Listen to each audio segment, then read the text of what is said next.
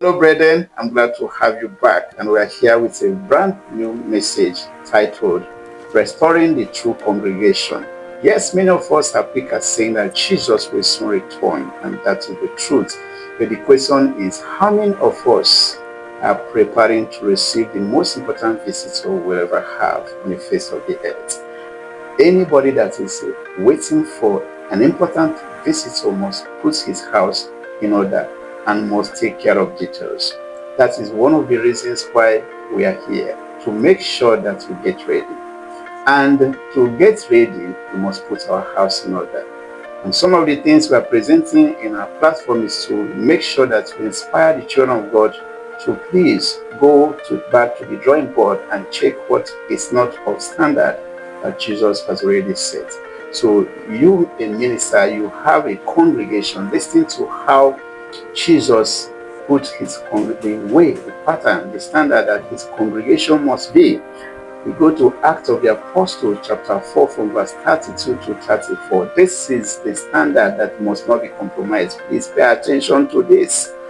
The Bible said that the multitude that gathered or that believed, you can imagine multitude that believed, they were of one heart and one soul. I will tell you why it must be one heart and one soul.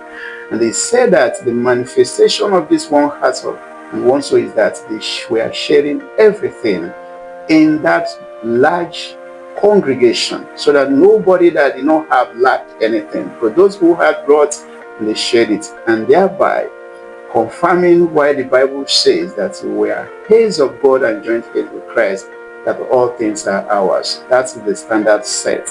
You may be thinking that that is an event. No, it continued until Paul began to tell the church, the Philippian church.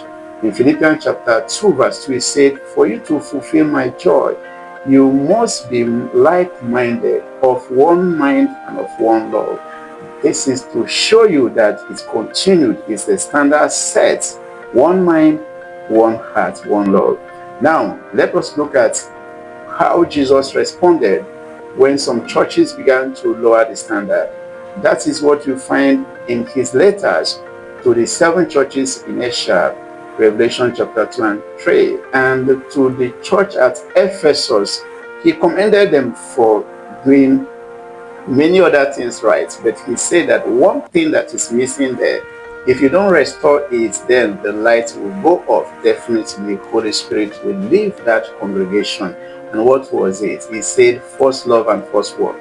First love and first work is what you find in Acts chapter 4. That is what you find there. That's the standard already set.